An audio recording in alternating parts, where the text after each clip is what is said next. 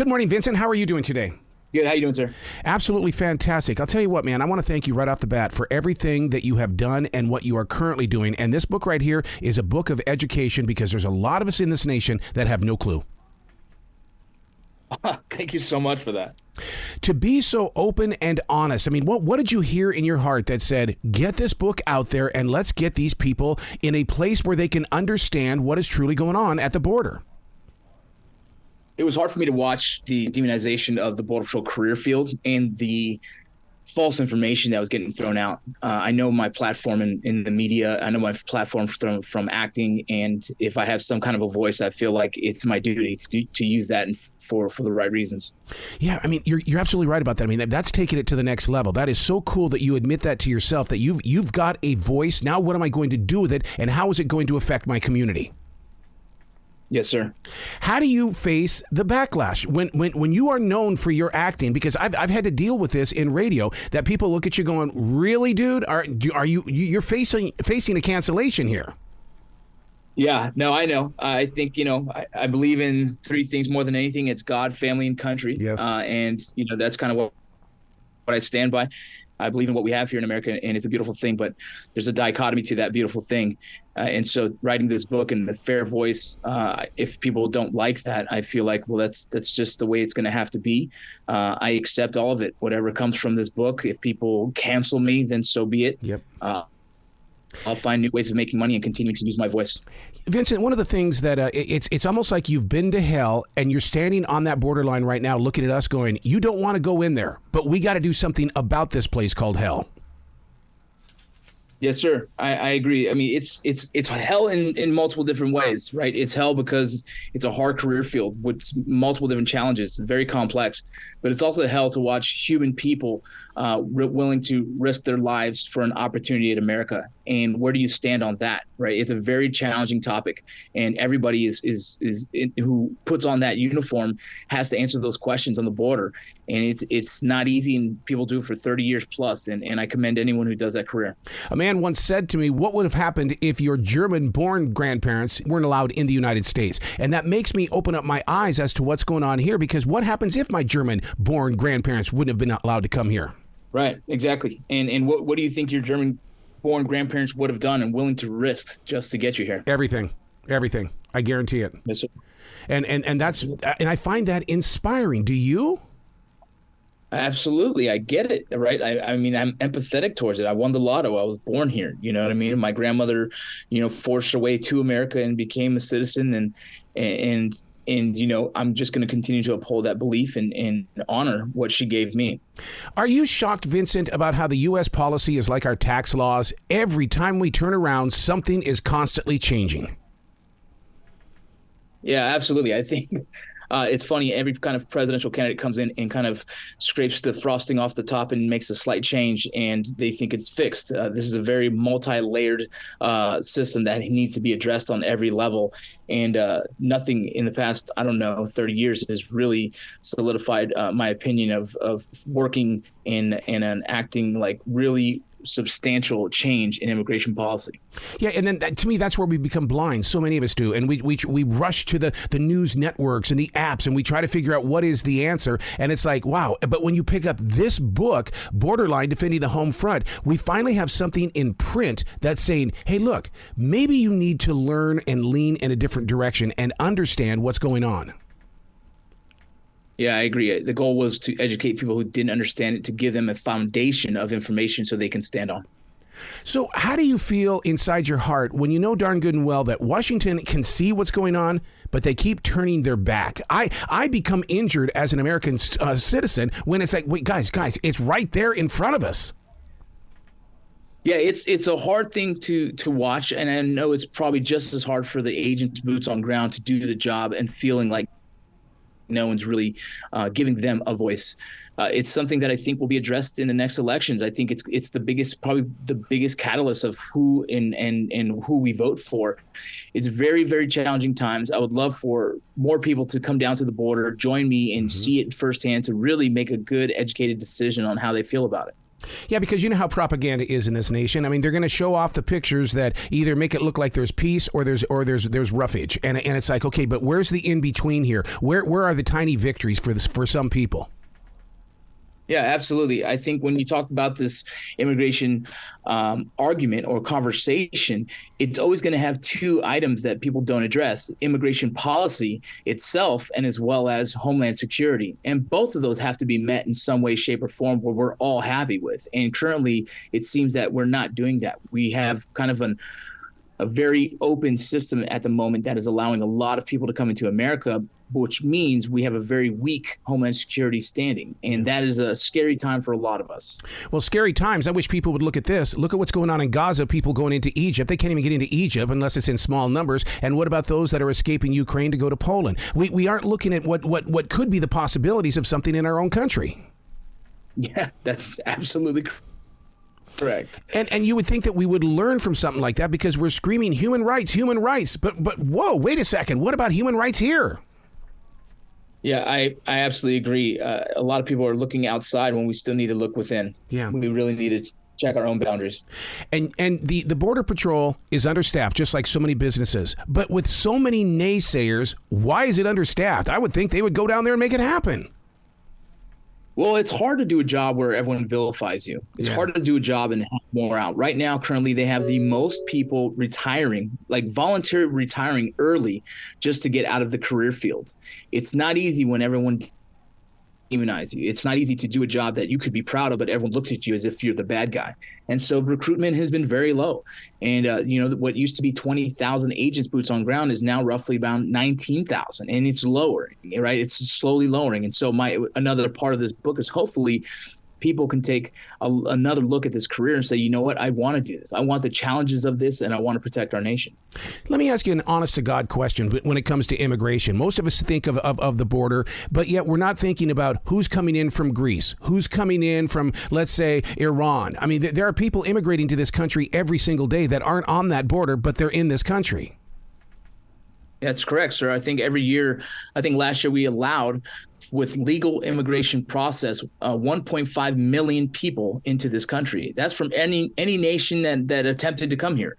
1.5 million came across legally through our system last year. And that's from every country. What makes this the promised land? I mean, I live here. I guess I'm spoiled. But what is the rest of the world seeing that we're taking advantage of? I think we sit in a position of privilege. We don't see whatever.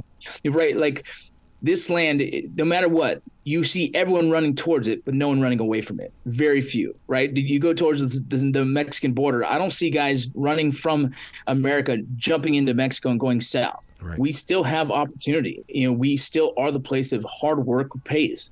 And, that in itself, the pride of America, I think, is very important. What the flag genuinely stands for, not what beliefs are getting pulled left and right ideologies, but what the American flag stands for is a land of opportunity and freedom. And people still want the opportunity to have that. Yeah, see, I take that word united very seriously. In everything that I do, we are united. That means we're not filled with judgment. We're not going to sit here and compare ourselves. We are united. Yes, sir. I believe that wholeheartedly. How do we kind of ease up on the pressures of the job of the United States in educating safe and a legal entry? Because, I mean, it's like we somehow, some way, we've got to get other people involved in this and not make it so government-like. Yeah, exactly. I think that's one of the issues, right? I think this is kind of a 7-layer cake, and we have to address each layer on its own. One of those has to be education. We have to educate other countries on exactly how to go to the process of becoming a legal citizen. And we also have to streamline that process. There's individuals that have to wait 12 years. And in those 12 years, if they make one mistake, say a DUI, well, then they're not afforded that same opportunity anymore. And so there's things we really need to look at. And when you make the system a little bit more streamlined, a little bit more focused, well, then you'll have more people want to do it the right way. Currently, since illegal immigration is almost incentivized by allowing them to enter into the country and wait for an immigration judge for somewhere around 5 years, well, why would you ever come the illegal way when you can just come in 3 days? You know, one of the things that I would love to figure out how I can get involved in, Vincent, is furthering the friendship and the openness of when they do arrive in our cities. And because they're scared. They don't have the proper housing that a lot of us have. And they're going into grocery stores and they're wowed because, I mean, these grocery stores have so many things that they never had. And you try to have a conversation. There's a language barrier, and it's like I need to figure out a way to become even friendlier in this place of change. I agree. It's a tough time for those who genuinely came here for the opportunity of just being in America and have a more fruitful life for themselves. And those people do deserve to have some kind of guidance in that sense of how to get assimilated into America and how to get into this world of understanding what they need to do to continue to succeed. Are the cities near the border, are they becoming poor? Because, I mean, it just seems like everything is coming in and it's like, okay, so we have no room for anything else. Yeah, well, the cities in the border are doing really well is that, you know, they know what their max capacity is. They know when they're overwhelmed by resources. And so they're starting to bus a lot of the illegal immigrants to different areas of either the state or other states who have, you know, sanctuary cities. You know, they're struggling just as much as anyone else, taking on so many individuals at once. And so they're doing everything they can to mitigate that, to manage it. I totally understand that, because how did my grandparents get from New York City to the state of Wyoming? Right, correct. Somebody had to send them out there, and they had to have guidance, and somebody had to show them the way. In fact, one of the greatest things that I ever had was that my grandfather brought a metal bed from Germany with them, and I thought, what in God's name would you do that for? Something so heavy? And he said, "Guy, that was where my wife and I fell in love," and he would not let go of that bed. Yeah, I mean, I get it. My grandmother still has stuff. My mom still has stuff that my grandmother has. What are you learning? Because, I mean, you are the forever student in this. And as you get stronger with your confidence and courage and being a voice, oh, my God, I just can't imagine what it's like to be the student. You know, I'm heavy into this. I'm writing another book at this time about really, really breaking down immigration policies and what works and what happens in other countries. And so it's a very fascinating subject that's so complex, but I enjoy really trying to get down to the root of how we can make this successful. How do we not lose our country's identity, but how do we still welcome many different cultures and everybody? How do we stay a united front? You know, you just painted the picture of Harold and Kumar for me, where he went to Washington and he became an ambassador. I mean, dude, you are becoming that voice in the way of, I need you on my cabinet. I'm doing the best I can.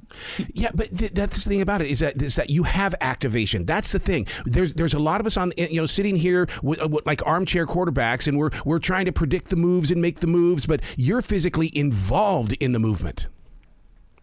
Yeah, I think, you know, I've just had a very experienced career in many different areas, especially in the military and law enforcement. With my special operations background, I've seen other countries. I've learned other languages so I can do the work, and it's no different than what I'm doing here with the Border Patrol. And now that I'm not a Border Patrol agent, I have the freedom of movement when it comes to communication and messaging. And I know the power of messaging through the media and through television. And so I'm going to continue to do my best to be an advocate for good immigration and kind of keeping this country exactly what everyone runs to, the land of opportunity. To be a part of that special team, you envision it, you practice it, you go through every single movement to make sure that you are physically and mentally prepared for it. Was it what you prepared for, or was it the nightmare even bigger than what you could ever imagine?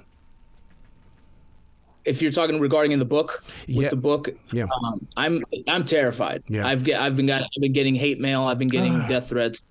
You know, there's people that are so emotionally attached to this conversation, but have very little information of the truth. And they're swayed by, you know, these narratives that are unfair. And so I'm speaking from the truth in this book, and I'm getting a lot of hate that I guess I expected, but it's a little frustrating, and it's something I didn't know I was going to have to manage. Yeah. And you speak openly about the experience of not being successful with saving someone. I would have to have at least 3 or 4 days to just go sit by a tree or a rock and deal with it. I mean, how did you just keep pushing forward? I think I didn't deal with a lot of my trauma for many years, and I used alcohol to cover that up. No. I've been sober for 4.5 years, and I've been deep down the path of wellness. And, I am now realizing how much I just held and I just kind of shoved away deep away. And I know how much that affected me. And I am also part of a program for the Border Patrol that helps in the resiliency side of things and teaching them how to find different modalities of healing and being able to debrief stress. Yeah. Did you have to go through an editing process with the U.S. government, though, in order to put this book together? Because so many military people have got to go through that system. No, one, because nothing that I mentioned was any kind of classified situation. And two, I'm not an employee of the federal government at the current moment. So everything was just I can do whatever I want and say what I want.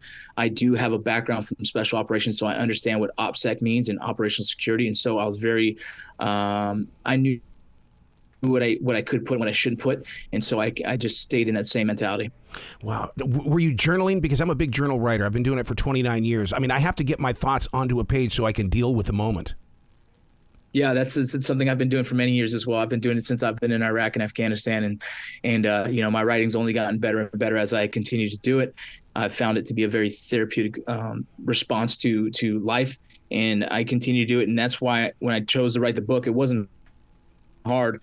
I just kind of rekindled my life in a chronological order. How did you find that writing voice? Because so many people, they've got a lot to say, but to put it on a page, all of a sudden the perfectionist steps out and says, nah, that's not the way you sound. We're not going to go that direction. So how did you find your writing voice? I don't know if I ever found it. I just write. Yeah. And I've been very fortunate that my writing shows my heart. And that's what was most important to me, that people see the real side of and the intention of what I'm trying to do. And it's just what I've always done. And so, like I said, it wasn't like a process of finding it. It was just committing to writing the most truth I possibly can and seeing how that does. Have you thought about taking it to the next level, to host your own podcast where you can take your personal experiences and you sit back and go, wait a second, I'm not the only one that's gone through this. I'm going to create podcast episodes that are going to become effective, because we need to have a word inside our cars as well as our office as well. We can't just open up a book. Yeah, I do have a podcast. It's called the Vinny Rock Podcast, and I host individuals who do fascinating and that help. I just try and inspire, motivate, and entertain people. And so I do have a podcast. My goal is to continue to write television shows that hopefully send a profound message as well. And what a war you've been through for the past 18 months, even with television shows and acting. My God, finally, maybe this thing is coming to an end as well. Yeah, it is coming to an end, but we're coming into the holiday season, and so Hollywood kind of shuts down. So I imagine there will be no work until mid-January next year. And so, all we can do is sit here and keep journaling and keep writing and keep manifesting new ideas, and hopefully those ideas are impactful that can change the nation. When you were part of the special forces, did you get into AI technology in the way? Because I've been doing so much research on how AI technology can help out with security, and my big thing this morning was based on how the AI can quickly identify facial expressions in people. So it's like, okay, why aren't the AI technology people on the border and making sure that the right people are getting in? It's very interesting and fascinating. No, in the military, we haven't, in the Border Patrol, we haven't messed with it when I was in. Now, I got out in 2015, and so there's been significant changes since. I imagine it's something is in the works right now to use AI to somehow find a way to make our job a little easier. Yeah. I'll tell you what, it had to have been one of your biggest fears when it comes to drug cartels on that borderline. I mean, we all hear the stories on this side of the fence, but is it really like that down there? And could there be a drug cartel war breaking out on our own soil? I wouldn't say on our own soil.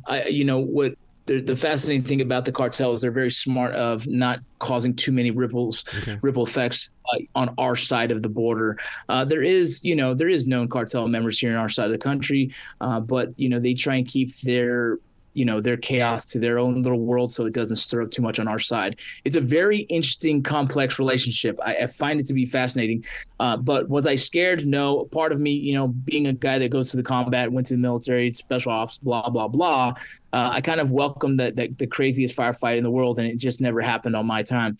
And so, you're always prepared for those. I was going to say, what's really interesting about this, Vincent, is the fact that, we're talking about how they, the borderline and things like that. But if Americans really sat down and really looked at the history of this nation and how Mexico used to stretch up into the United States, and the spiritual speaking on this is based on what if they're being called home? What they're trying to get back to where their family was maybe 300-400 years ago. Yeah, it's an interesting topic, and that's one of those ones that it's no different than the conversation that happens right now with Israel and Gaza and who's supposed to be there and whose land is it, and it's a very, it can get that complex, but the situation is right now, currently, we have our boundaries, we have our borders as America, and we have our laws, and we're going to continue to maintain those laws. Yeah, because I think the only time that I've ever heard of anybody American running into Mexico was the way that they drove the Native Americans into Mexico. And it's like, okay, well, how come we're not talking about that? Let's get everybody back home. Again, that's one of those interesting kind of like stories of history. I think you can go back many years and say someone originated somewhere as well. You want to push everyone out of America now? What's the right answer for that? Yeah. I think the only thing we can do is move forward from what we have now and say, okay, how do we make this right? How do we fix this? Or how do we make it better? Yeah. Where can people go to find out more about you and to participate with your word growing forward? Yeah, you can find me at any social media platform. I'm Vincent Rocco Vargas, and my podcast is called Vinny Rock Podcast. I welcome any dialogue, any conversation. I enjoy it. You guys, if you message me, I will reply. I love it, man. Please come back to this show anytime in the future. Absolutely. Thank you so much, well, sir. You be brilliant today, okay? Yes, sir.